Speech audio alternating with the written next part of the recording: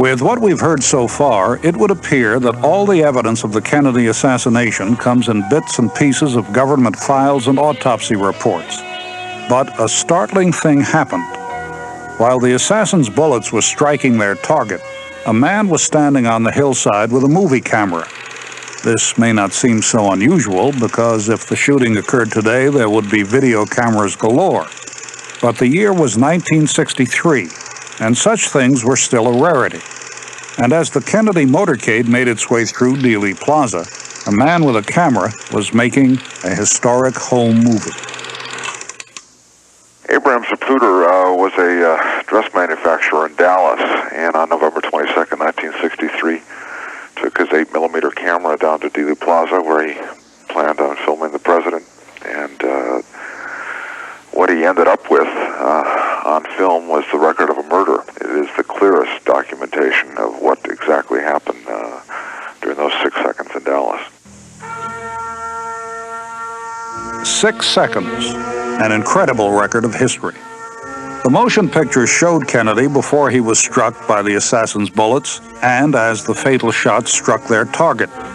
Including the film before the shots, a few more than 300 frames were of key importance to the government, and they pounced on it right away.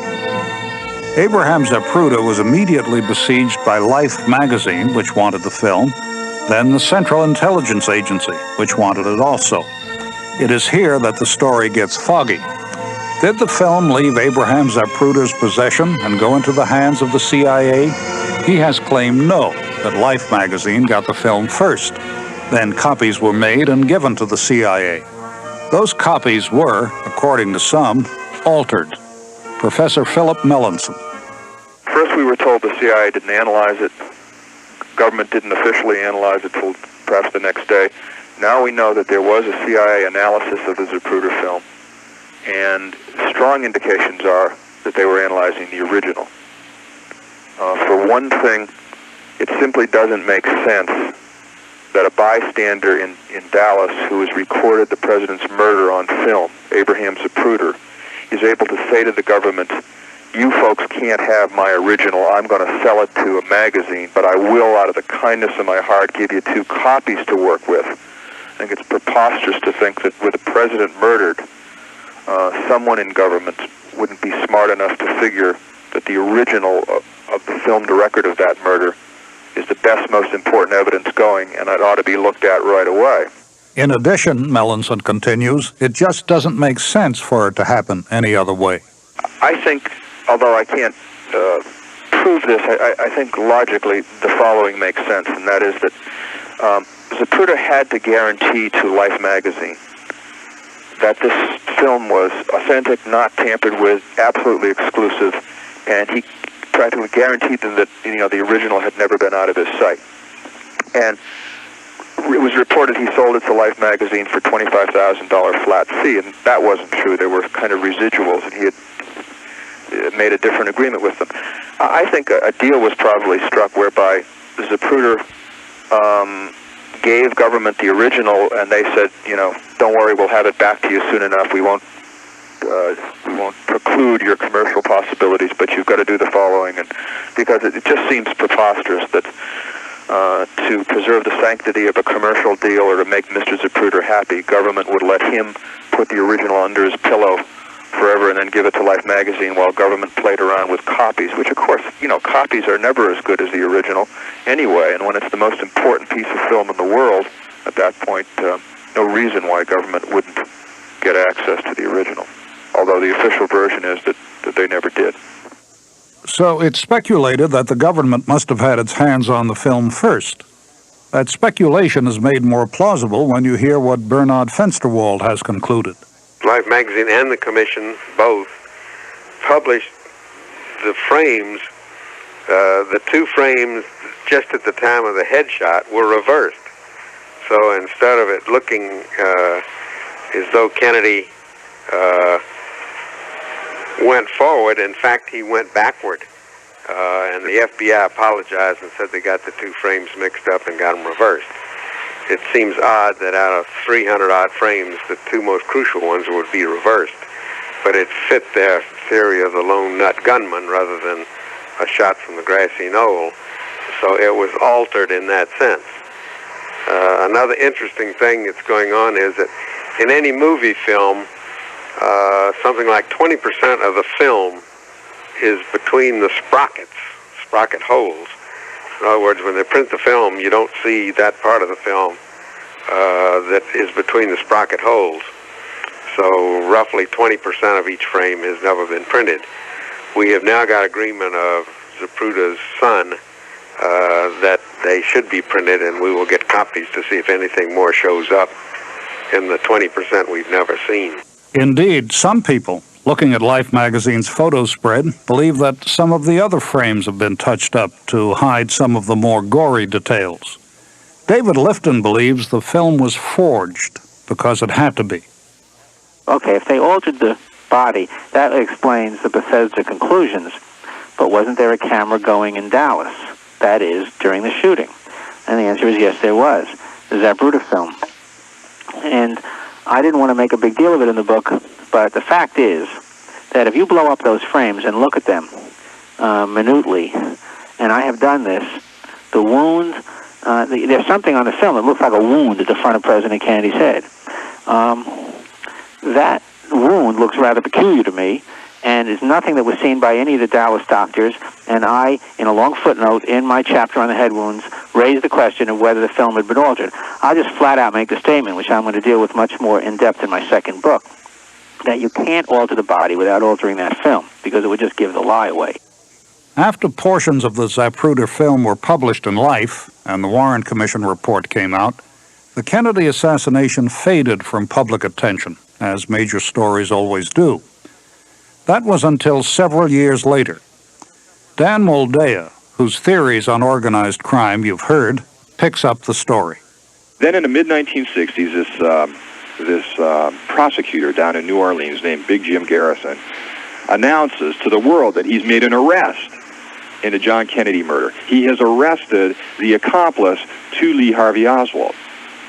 And the person he arrested is David Ferry, Carlos Marcello's personal pilot, Carlos Marcello's private investigator. The problem was that Garrison didn't understand Ferry's relationship with Marcello. Bernard Fensterwald has examined the Garrison case as well, and he found more than one oddity. A couple of interesting things about the case. One, his chief suspect died before he could be brought to trial, and there's always a question as to whether he was murdered or whether he died of natural causes. A man named David Ferry, who had been a friend of Lee Oswald's before he went into the Marine Corps and then after he got out. David Ferry is a very, very controversial figure, and there are all sorts of files on him. When he died, Garrison was advised not to go forward with the case because without his chief suspect he couldn't win it, but he went ahead anyway. The other interesting thing is the lengths to which the United States government went to screw up Garrison's case. They just went all out to ruin Garrison any way they could, and ostensibly they wouldn't have any great interest in the case. How could the federal government hurt Garrison's case? Fensterwald says easily, and that it did. They saw that he could not subpoena witnesses back from out of the state of Louisiana. They had a disinformation campaign, large proportions going to see that articles were published unfavorable to him. They just did everything they could to see that he failed. Fensterwald says the reason for the government's actions here are plain to him. The government does not want the case to be solved. Otherwise, he says, they would have let Garrison conduct his investigation. They did not, and his case fell apart. There are some critics who say that as a result, Garrison's handling of the investigation in New Orleans was one of the most pitiful examples of investigatory work on record. After the Garrison case faded, the Kennedy assassination again moved to the back burner. Then, in 1978, it was examined again. The House Select Committee on Assassinations was seen as the answer to the continued calls for a solution to the crime.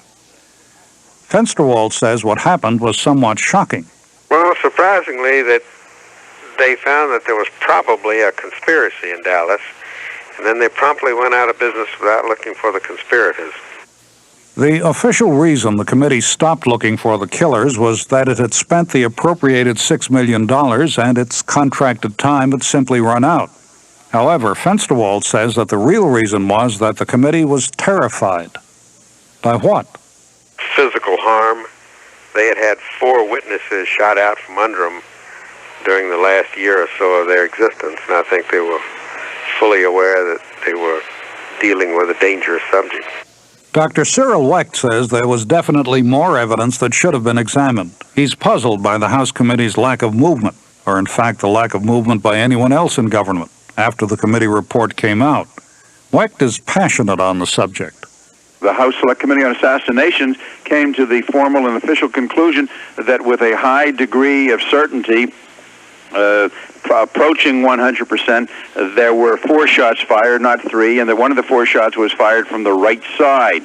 And that was the official conclusion of the House Select Committee, based upon acoustical evidence and everything else. Well, this is the United States Congress, a bipartisan committee, the highest level. That's their finding, and to this day, nobody's ever acted upon it. Not the executive branch or the legislative branch, not the FBI or the Department of Justice or the Secret Service or the Attorney General or another congressional committee or any of the other presidents. Not Ford and not Eisenhower. Carter and Reagan. I mean, nobody wants to get into this.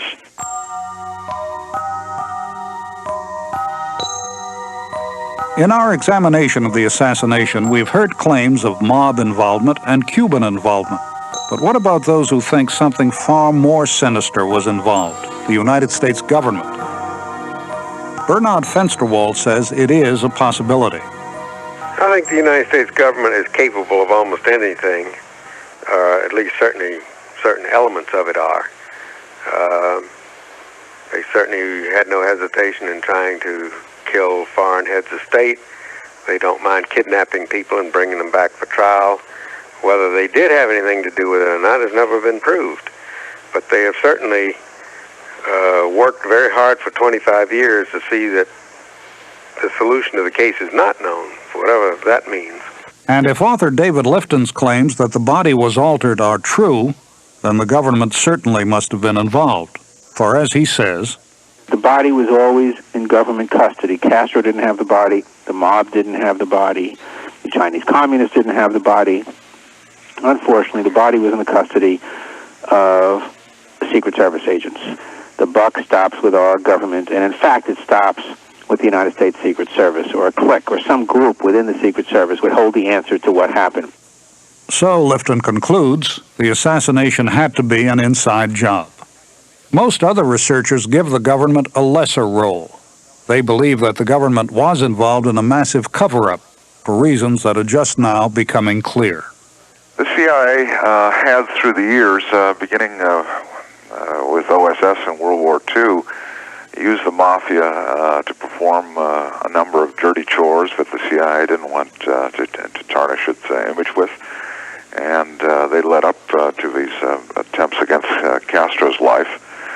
And it was clear to me, looking at Oswald's background, that he did have, at least during his period in New Orleans and prior to that, while he was in the Marine Corps and subsequently while he was in the Soviet Union as a so-called defector, that he had very strong and numerous ties to U.S. intelligence. I'd hasten to add that the fact that Oswald had ties with U.S. intelligence does not mean, that U.S. intelligence was involved in the assassination of President Kennedy. I have seen to date no credible evidence that U.S. intelligence acting on behalf of agencies of the United States government was involved in the assassination of the president. A researcher, author, and professor at Berkeley, Peter Dale Scott also believes that the government bears only partial responsibility for the killing, for averting its glance as the assassination was to take place. I've never said that people inside the government killed the president, but I have speculated that people inside the government were in a position to know that other people, Cubans, mob, or whoever, were plotting to kill the president and failed to take sufficient steps to prevent that from happening. There are a number of very suspicious data about the military-industrial complex. One is that a leading investor in Dallas, I won't name him, bought $2 million worth of stock in his own company shortly before the assassination, at a time when aerospace stocks were declining rapidly. He got one of the first contracts for a big new Vietnam fighter plane in, I think, by the end of January 1964, and his $2 million worth of stock in early November 63 was worth about $50 million by the end of 1964. Another is the investigation of the so-called TFX scandal, the awarding of a fighter plane contract to the General Dynamics plant in Fort Worth, which rapidly in the second half of 1963 became a scandal which was threatening to implicate Lyndon Johnson and those, particularly the backers behind him in Texas. And it's very interesting to read the published transcript of the last hearing on this TFX scandal on November the 20th, 1963, Wednesday, November the 20th, 2 days before the Kennedy assassination. And the chairman of this committee, Senator McClellan, says very clearly, we will reconvene in the same room next week. And in fact, of course, by the next week, Lyndon Johnson was president, and you didn't have another hearing in this investigation until 1969, when Johnson was gone and the Republicans were in the White House. There is a minority of investigators who believe that then Vice President Lyndon Johnson had an involvement in the assassination. But journalist Robert Sam Anson dispels those rumors, calling them perverse. Obviously, Lyndon Johnson benefited from the assassination, and that he became President of the United States, and his once dead political career was resurrected. That doesn't mean that he's involved in the assassination. There were a lot of people who benefited from the fact that John Kennedy was removed from the scene. No doubt Lyndon Johnson was delighted to be president, and no doubt he was happy that John Kennedy was no longer president. But I find it really obscene to suggest that because he benefited, he was involved in a conspiracy to kill the president. There is not one shred of evidence, not one, that he was involved in the conspiracy. Author Henry Hurt believes that there was a conspiracy to kill Kennedy, but he gives the government a slight benefit of the doubt, blaming the lack of proper investigation on incompetence.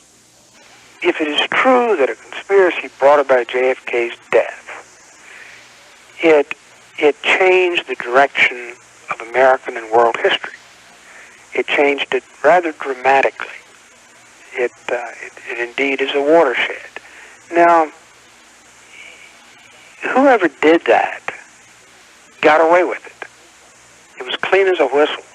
I think whatever was behind the conspiracy, whoever was behind it, they could have never dreamed, in my judgment, they could have never dreamed that they would have such tremendous assistance from the U.S. government in obscuring it forever.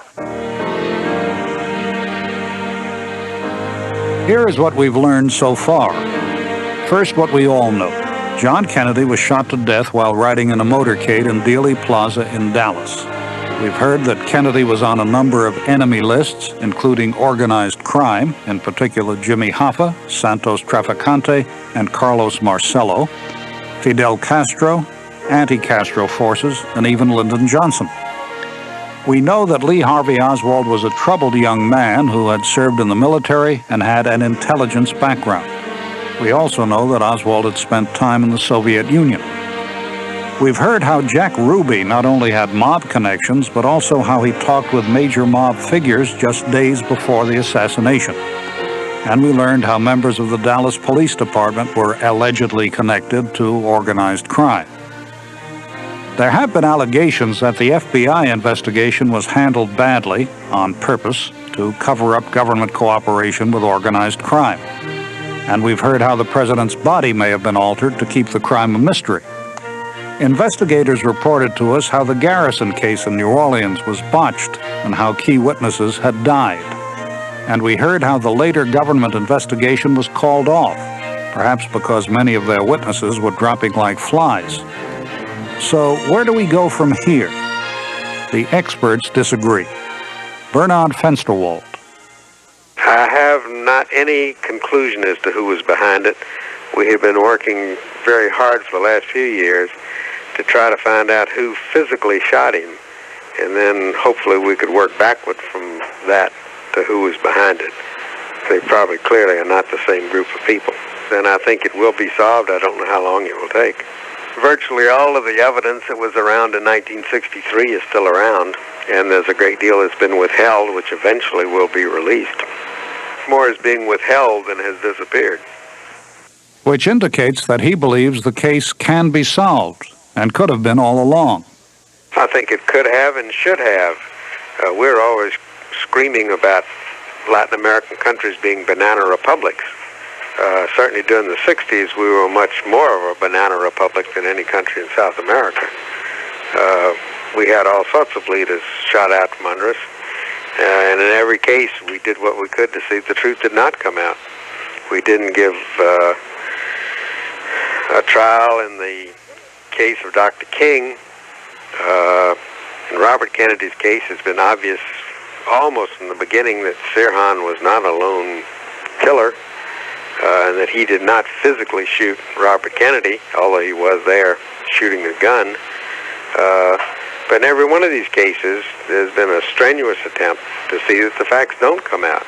Using some of the same language, author Harold Weisberg says that not only is it important to find out what happened for its own sake, it is important to protect American freedom, because what happened here was a failure of all our systems on which we pride ourselves. This ought never happen. It ought never happen even in a banana republic. And there's no greater disgrace than for a country like ours to behave worse than a banana republic. When we have institutions as well-staffed and as well-funded and as amply powered as the FBI, and it's only one, and something like this can happen, who in the world is safe? What president will ever feel safe to make an unpopular decision when he knows that John Kennedy was killed when he was making some, and it was covered up, it was whitewashed, and the institutions that were supposed to protect him are the very institutions that saw to it that the truth would never be known. Dan Moldea, who believes beyond a doubt that organized crime murdered Kennedy, says he would like nothing more than an answer to the crime, no matter what the solution, just to put the stories to rest. I'm hoping that an administration comes in which makes a firm commitment to, assigning a handful of agents, federal agents, who will just go out and talk to the people who are still alive, who can come up with the evidence that can once and for all solve this murder, because this remains an unsolved murder.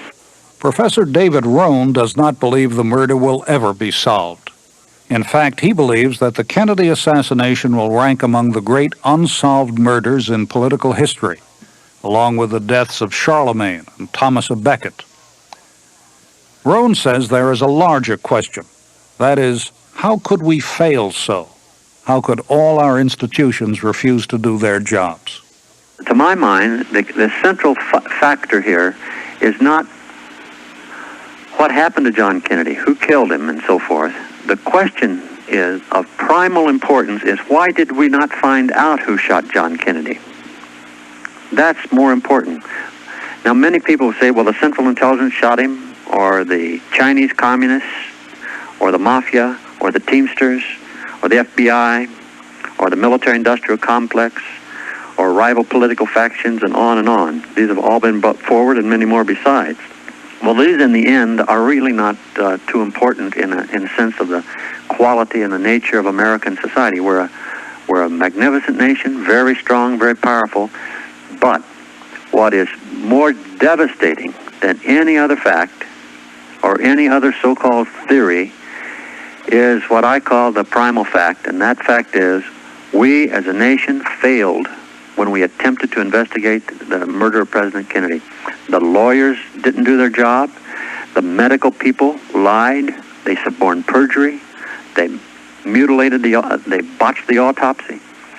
The academic world turned their back on the questions, the politicians and so forth. We as a society could not handle it. That is a devastating comment. For Sylvia Marr, getting the answers does not mean putting anyone else in jail or toppling the government. Her main purpose was to let the public know the truth, for the guilty to be found so, and for the innocent to be exonerated. Even if it never turned out that we could identify the real engineers of this assassination, at least to exonerate Oswald as he deserved to be exonerated, as I believe he would have exonerated himself had he not been shot to death while literally in the arms of the police.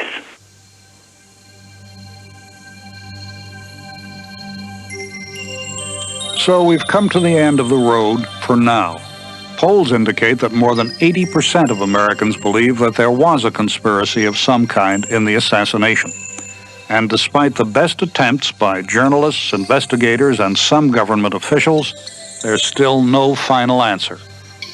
After all this time, former President Gerald Ford still claims the Warren Commission report is correct, that one lone gunman shot and killed the president. Other investigators are just as certain that organized crime was involved. And as you've heard here, there is evidence that the government may also have played a role of some kind. So, who killed the president?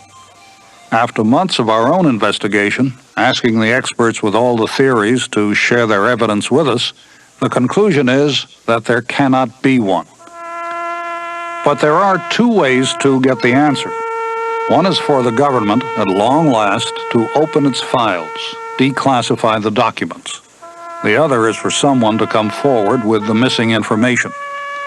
After 25 years of questions, we deserve some answers, so that we don't sound as hopeless as Robert Sam Anson when he says, "The best we've been able to do since the assassination of President Kennedy is, I think, to establish very credibly that there was a conspiracy that took his life. I think we've also been able to establish very credibly that there are a number of leading suspects. The precise identity of those suspects, whether they'll ever be apprehended, much less brought to trial, whether indeed they're even still alive, I don't think any of those are questions that are ever going to be resolved. I think this is just going to be an event that changed our history for the worse and is going to continue to torment us." The JFK conflict is an exclusive presentation of the PIA Radio Network. I'm Edwin Newman. Special thanks to ABC, CBS, NBC, HBO, and Showtime.